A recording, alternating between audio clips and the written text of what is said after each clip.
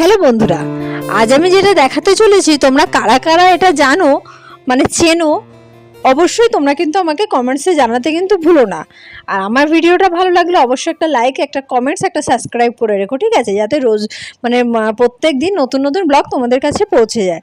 আর তোমাদের দেখার উৎসাহতে আমি যাতে আরও নতুন নতুন করে ব্লগ ছাড়তে পারি তোমাদের জন্য। তো চলো দেখা যাক।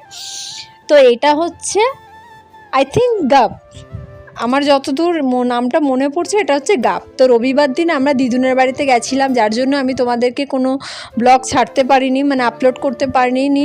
আর তোমরা আমার কোনো ব্লগ দেখতে পাওনি রবিবার দিনকে, কারণ ওটা আমি নেটওয়ার্কের প্রবলেমের জন্য আমি কোনো ব্লগ আপলোড করতে পারিনি। আমি তার জন্য খুবই আমার মনটা খারাপ হয়ে গেছিলো, কারণ তোমাদের সাথে আমি আবার কথা বলতে পারিনি একটা দিন আমি পুরো। তো যাই হোক, আমি খুব মিস করেছি সেই রোববার দিনটা। তো দেখো, দিদুনের বাড়িতে গিয়ে আমরা গাবগুলো এনেছিলাম। এর আগের বারে যখন দিদুনের বাড়িতে গেছিলাম তখন দিদুন এগুলোকে কেটে আমাকে খাইয়েছিল। আর দেখো, আমি এখন একটা প্লেট নিয়ে নেবো, নিয়ে এগুলোকে আস্তে আস্তে টুকরো টুকরো করবো। তার আগে আমি খুব ভালো করে এটাকে ধুয়ে নেব, নিয়ে আমি এগুলোকে টুকরো করব, ঠিক আছে? তো তার আগে বলে রাখি, গাবগুলো কিন্তু খুব মিষ্টি আর মাখনের মতো লাগে এটা পেকে গেলে খেতে। আর এটা খাওয়াটা খুব উপকার। তোমরা নিশ্চয়ই যারা যারা খেয়েছো বা চেনো এটার পুরোটা জানো। আর তার মধ্যে দেখো, একটা অর্ডার চলে এসেছে, বোন কালকে রাত্রে অর্ডার দিয়েছিল, আর আমি এটা কাটতে কাটতেই তার মধ্যে অর্ডারটা চলে আসলো। তো আমি ভাবছিলাম যে এটা আনবক্সিং করব, কিন্তু যেহেতু প্রত্যেকবার বোনই আনবক্সিং করে মজা পায়, কারণ একটা নতুন জিনিস আনবক্সিং করার মজাটাই আলাদা।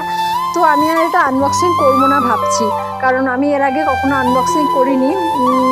তো বোন এটা খুশি হয় যে ও এসে আনবক্সিং করবে, এটা ভেবে আমি আর কখনোই এটা আনবক্সিং এর আগে যে যতগুলো অর্ডার এসে আমি করিনি। তো আজ যেহেতু আমি তোমাদেরকে ব্লগটা শেয়ার করতে করতে আমার এটা চলে আসলো, তো আমি ভাবলাম যে চলো দেখা যাক এর মধ্যে কি আছে, ঠিক আছে? তো আমারও দেখা হয়ে যাবে, সাথে সাথে তোমাদেরকেও দেখানো হয়ে যাবে। তো এর মধ্যে একটা জিন্সের প্যান্ট বোন অর্ডার দিয়েছে, আর অর্ডারটা দিয়েছে হচ্ছে হয় আমার জন্য নয়তো বাবার জন্য, কিছু একটা হবে, ঠিক আছে? আর এর দাম দেখো 849 টাকা এই জিন্সটার দাম। আর জিন্সটার কাপড়টাও খুব সুন্দর। আমি আর প্যাকেট থেকে আর তোমাদেরকে আনবক্সিং করে দেখাচ্ছি না, কারণ তাতে আমার টাইম লেগে যাবে অনেকটা। তো দেখো, এর জিন্সটা হচ্ছে ব্লু জিন্স। তো যাই হোক, আমি এটাকে রেখে দিচ্ছি, কারণ আমাকে এরপরে ওই জিনিসটা কাটতে হবে, ফল কাটতে হবে, কারণ লেট হয়ে যাচ্ছে অলরেডি। তো চলো ওটাকে রেখে দিয়ে আমি ভালোভাবে হাতটা ধুয়ে নিলাম, নিয়ে এগুলোকে আমি আবার ছোটো ছোটো করে টুকরো করব।